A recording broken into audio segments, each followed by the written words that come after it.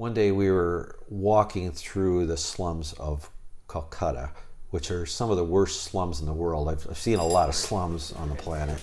So we're walking through the slums, and it's just, again, the word that comes to my mind is just dehumanizing. I mean, nobody should have to live in these kind of conditions, especially when we can do something about it. I'll just never forget looking down and seeing this white powder, which I'm sure was just like full of chemicals and pesticides. What was it, to prevent some type of mosquitoes, right? Yeah, mosquitoes. And just to see it literally sprinkled everywhere, and these kids walking through it and breathing it in, and it's just like a normal thing. But we're walking through this slum to see this little girl who was just not doing well. And so we stick our heads in the door of her home, which is probably about a 7-by-7 space. I mean, literally her home where she lived with her mother, and it's just kind of deplorable. This little girl starts talking to us. You can tell she's not doing well. And while I'm talking to her, she faints.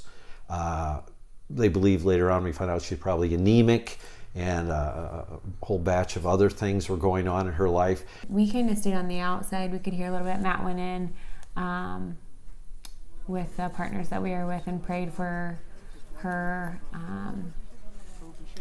and helped give her some support to get her to the hospital and that, which I feel like in our American way we're just like, why are we still here? Like, let's just take her and go.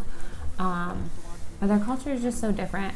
And I feel like that's still hard to wrestle with, as far as like, is it different because they aren't educated and because we Americans live on a deadline, if there's a problem, solve it?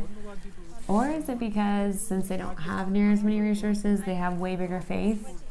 They're a little more lackadaisical. It's kind of frustrated, I think, us as a team. But over the next couple hours, they were able to call an ambulance, be able to get her to a hospital. And the reports I'm getting back now, she's doing well. The poor people, they don't go to hospitals.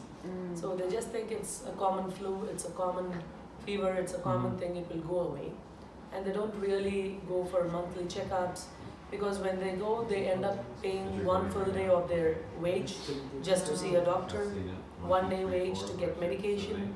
Having that kind of medical care made the difference between life and death.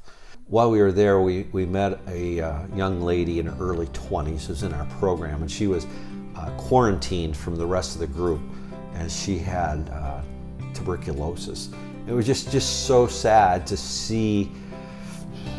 You know, she had tears in her eyes, and she was, obviously isolated, and she'd been isolated for several weeks, and I felt so sad for her. But again, on the other side of that coin, there was a part of me that says, if it wasn't for people like you who came alongside of her children, she would probably be dead, actually. You don't mess with tuberculosis. I mean, it's deadly, and it's still active in other countries. We don't hear a lot about it here.